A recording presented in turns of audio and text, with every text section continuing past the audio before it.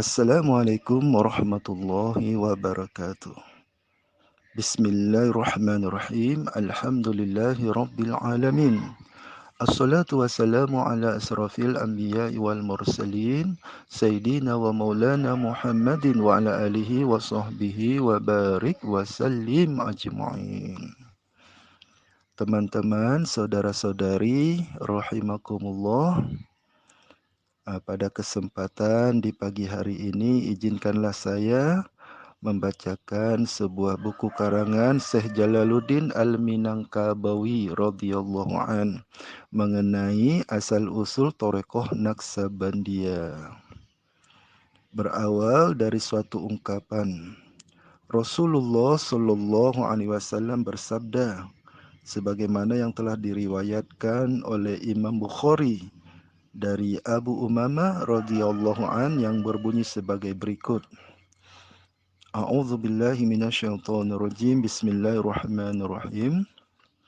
Ma sabballahu say'an ala sadri illa wa sababtuhu ala sadri Abi Bakrin.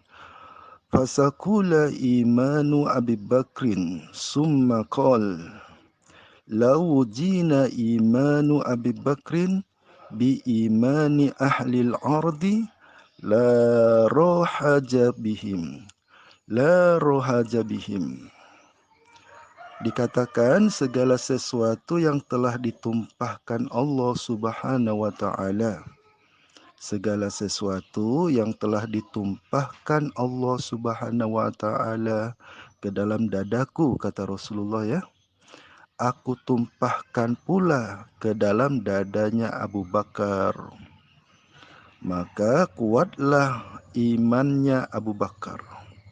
Kemudian Rasulullah SAW bersabda lagi, seandainya iman Abu Bakar itu ditimbang, seandainya iman Abu Bakar itu ditimbang dengan imannya seisi bumi ini, niscaya akan lebih berat imannya Abu Bakar. Ini luar biasa ya. Jadi yang menguatkan atau yang memberatkan imannya Abu Bakar adalah ilmu hikmah atau ilmu rahasia Allah yang telah dilimpahkan Rasulullah ke dalam dadanya, yaitu dadanya Abu Bakar. Allah Subhanahu wa taala juga telah berfirman di dalam surah Luqman ayat 20 yang berbunyi sebagai berikut. A'udzu billahi minasyaitonir rajim. Wa sabaqa 'alaikum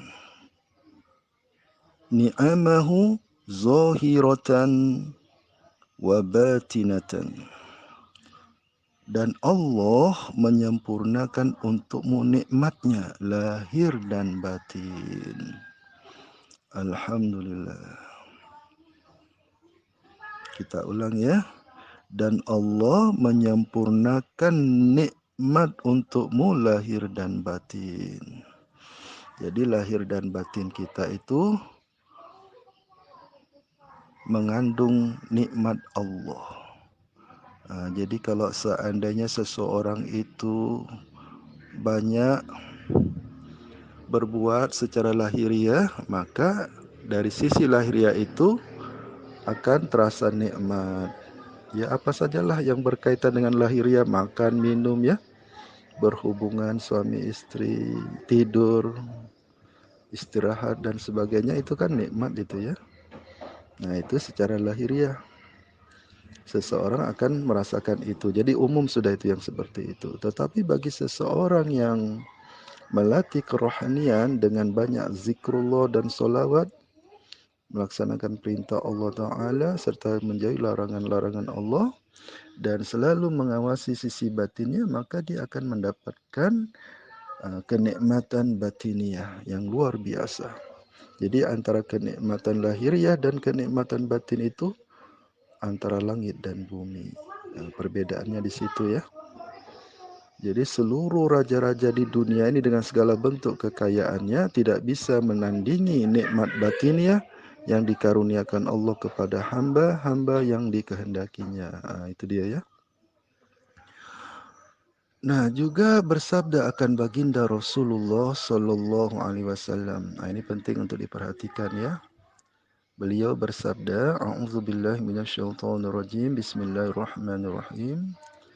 Al-ilmu ilmani ilmun fil qalbi. Fadzalikal ilmun nafi'u wa ilmun fil lisani. Fadzalika hujjatullahi ala bani Adam. Nah, ilmu itu ada dua, kata baginda Nabi kita. Ilmu itu ada dua, yaitu ilmu yang ada di dalam hati. Maka itulah ilmu yang memberi manfaat. Itu ilmu ma'rifatullah ya. Ilmu akan Allah. Dan ilmu yang ada pada lidah, maka itulah ilmu yang menjadi hujjah atau keterangan Allah Subhanahu wa taala atas anak Adam.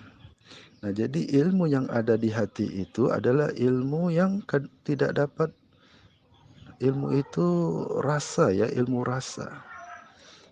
Jadi apabila seseorang diletakkan Allah ilmu di dalam hatinya, maka jiwanya dapat memandang atau mesra pada ilmu tersebut. Lalu membangkitkan nur cahaya di dalam hatinya itu, lalu cahaya itu menyebar kepada seluruh dirinya itu, sehingga merasakan suatu kenikmatan yang tiada tara ya. Adapun ilmu yang ada di lidah itu, yaitu suatu ungkapan. Jadi seseorang mengungkapkan sesuatu melalui lisannya yang berkaitan dengan ilmu atau keterangan yang menjadi hujjah atas manusia. Nah, jadi yang ada di dalam hati itu artinya belum dikeluarkan, masih tersimpan. Nah, itu dinikmati oleh orang yang memiliki ilmu itu. Nah, kemudian ilmu itu dikeluarkan melalui lidahnya, maka jadi hujjah. Jadi berdasarkan firman Allah Subhanahu wa taala dan sabda Rasulullah SAW tersebut di atas, maka jelaslah bahwa ilmu itu ada dua, yaitu ilmu lahiriah dan atau ilmu syariat, dan ilmu batin atau ilmu hikmah. Begitu juga segala perkara yang ada di bumi ini semuanya serba berpasangan atau bergandengan. Tapi yang terpenting dari kesemuanya itu adalah yang batin. Dialah yang menjiwai sekalian yang lahir. Jadi di samping Abu Bakar radhiyallahu an, sahabat Nabi SAW yang lain juga mendapat limpahan ilmu hikmah atau ilmu rahasia. Seperti Salman Al-Farisi radhiyallahu an. Nah, hal ini berkaitan dengan sabda Rasulullah SAW. Dari Abu Hurairah radhiyallahu an, dia berkata, ketika kami sedang duduk bersama Rasulullah SAW, tiba-tiba turunlah wahyu kepada beliau surah Al-Jumu'ah, yang di dalamnya ada ayat yang artinya, dan yang lain-lain dari mereka ada yang belum menghubungkan diri. Maka saya bertanya, siapakah mereka itu wahai Rasulullah? Beliau tidak menjawab sampai kami mengulangi pertanyaan itu 3 kali. Dan di antara kami ada seorang yang berkebangsaan Persia, yakni Salman. Lalu Rasulullah SAW meletakkan tangannya yang mulia kepada Salman seraya beliau bersabda, meskipun, kata Rasulullah ya, meskipun iman ada di bintang 7, di surya gitu ya, sesungguhnya yang akan mengambil iman itu adalah beberapa laki-laki atau seorang laki-laki dari mereka itu. Nah, dari sini kita sudah dapat membayangkan akan keutamaan dan kemuliaan Salman Al-Farisi radhiyallahu an. Allah telah menghendaki air hikmah mengalir ke tanah Persia, khususnya dipelopori oleh sahabat Salman Al-Farisi. Nah, jadi adapun silsilah Thariqah Naqsabandiyah itu adalah sebagai berikut. Nah, ini penting diketahui ya. Silsilah Thariqah Naqsabandiyah Khalidiyah. Allah Subhanahu wa taala menurunkan rahasia Thariqah ini dengan perantaran malaikat Jibril kepada Nabi kita Muhammad sallallahu alaihi wasallam, penghulu atas seluruh alam semesta.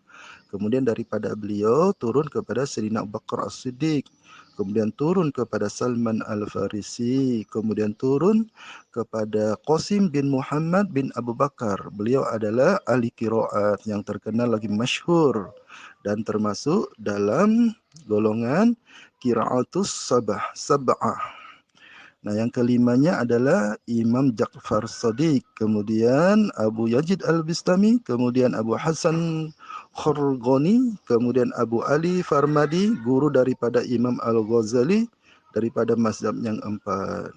Yang kesembilan adalah Yusuf Hamdani, Syekh Yusuf Hamdani. Yang ke-10 adalah Syekh Abdul Khalid Fadzwani. Yang ke-11 adalah Syekh Arif Riyukari radhiyallahu anhu. Yang ke-12 adalah Syekh Mahmud Anziri radhiyallahu anhu. Kemudian dilanjutkan yang ke-13 adalah Syekh Ali Ramitami, wafat pada tahun 721 Hijriah. Nah, kemudian silsilah yang ke-14 adalah Syekh Muhammad Babas Samasi. Kemudian silsilah yang ke-15 adalah Syekh Amir Kulali radhiyallahu anhu. Yang ke-16 adalah Syekh Bahudi, Syekh Bahaudi, Syekh Naqsyabandi. Syekh Bahudi ya, An-Naqsyabandi. Kemudian Syekh Muhammad Alauddin At-Tari. Lahir 718 Hijriah, wafat 791 Hijriah. Kemudian yang ke-18 diturunkan kepada Syekh Yakub Jarehi radhiyallahu anhu. Kemudian yang ke-19 diturunkan kepada Syekh Ubaidillah Ahrari Samarqandi. Yang ke-21-nya adalah Syekh Muhammad Jahidi radhiyallahu an. Kemudian yang ke-21 ini yang ke-20 ya, Syekh Muhammad Jahidi. Yang ke-21 adalah Syekh Muhammad Darwisi radhiyallahu an. Yang ke-22 adalah Syekh Muhammad Kauzki Amkanaki radhiyallahu an. Yang ke-23 adalah Syekh Muhammad Baki Billah radhiyallahu an. Yang ke-24 ya, 23 ya, Syekh Muhammad Baki Billah. Yang ke-24 adalah Syekh Muhammad Faruqi Sarbidi, lahir 971 Hijriah. Nah, kemudian yang ke-25 adalah Syekh Muhammad Maksum radhiyallahu an. Yang ke-26 adalah Syekh Saifuddin radhiyallahu an. Yang ke-27 Syekh Nur Muhammad Badawani radhiyallahu an. Yang ke-28 Syekh Samsudin Habibullah Janjanani. Syekh Samsudin Habibullah Janjanani radhiyallahu an. Yang ke-29 adalah Syekh Abdullah Dahlawi radhiyallahu an.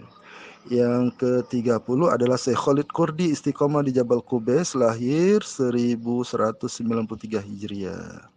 Yang ke-31 adalah Syekh Abdullah Afandi, istiqomah di Jabal Qubais, yaitu di Mekah ya, radhiyallahu an. Yang ke-32 adalah Syekh Sulaiman Kumi, istiqomah di Jabal Qubais. Yang ke-33 adalah Syekh Sulaiman Jubdi, istiqomah di Jabal Qubais di Mekah ya. Yang ke-34 adalah Syekh Ali Ridho, istiqomah di Jabal Qubais Mekah. Nah, yang kemudian yang ke-35, Thariqah Naqsabandiyah itu dilimpahkan pula rahasianya thariqah ini kepada Syekh Haji Jalaluddin radhiyallahu an. Yang ke-36 diturunkan kepada guru kita, yaitu Syekh Mustari radhiyallahu an. Dan insya Allah dengan izin dan rahmat Allah serta fadlnya baginda Rasulullah SAW, yang sirnya itu dilimpahkan pula kepada kita. Alhamdulillah, barakatnya Rasulullah kepada kita pribadi yang silsilah ke-37. Dan insya Allah akan sampai kepada akhir zaman, yaitu sampai tibanya waktu kiamat, di mana Imam Mahdi adalah pemegang tongkat estafet yang tertinggi ya, daripada seluruh wali-wali Allah Ta'ala. Sedangkan kita ya, alhamdulillah dikaruniakan Allah juga merasakan nikmatnya atau rahasianya daripada sirnya Rasulullah Sallallahu Alaihi Wasallam. Jadi teman-teman rahimakumullah, kita sudah tahu ya selayang pandang mengenai asal-usul Thariqat Naqsabandiyah, di mana pertama sekali ditumpahkan kepada Sayyidina Abu Bakar As-Siddiq radhiyallahu an waktu beliau bersama Rasulullah SAW di Gua Hira. Maaf, di Jabal Nur, di Jabal Nur ya, bukan di Gua Hira. Di Gua Hira waktu pertama sekali Rasulullah tahannun atau berkhalwat di Jabal Nur, waktu beliau hijrah bersama Rasulullah SAW. Itu dia saudara rahimakumullah. Semoga kita semua mendapatkan sir rahasia yang dikandung di dada Rasulullah SAW, dilimpahkan pula ke dada kita semuanya yang dengan tulus ikhlas mengambil pelajaran dan mengamalkan Thariqah Naqsabandiyah Khalidiyah. Doa kita bersama, semoga Allah ridho, Allah memandang kita dengan rahmat dan kasih sayangnya, serta memberi kita manfaat daripada keberadaan ilmu batin dan ilmu yang zahiriyah. Insya Allah tetap semangat dan selalu sehat. Insya Allah kita akan bertemu berkumpul di padang mahsyar bersama junjungan kita Rasulullah SAW. Tentunya setelah Allah mewafatkan kita dalam kondisi husnul khotimah. Amin amin ya rabbal alamin. Demikianlah yang kami sampaikan di pagi hari ini. Lebih dan kurangnya mohon dimaafkan, mohon halal dan ridhonya. Wabillahi taufik wal hidayah. Assalamualaikum warahmatullahi wabarakatuh.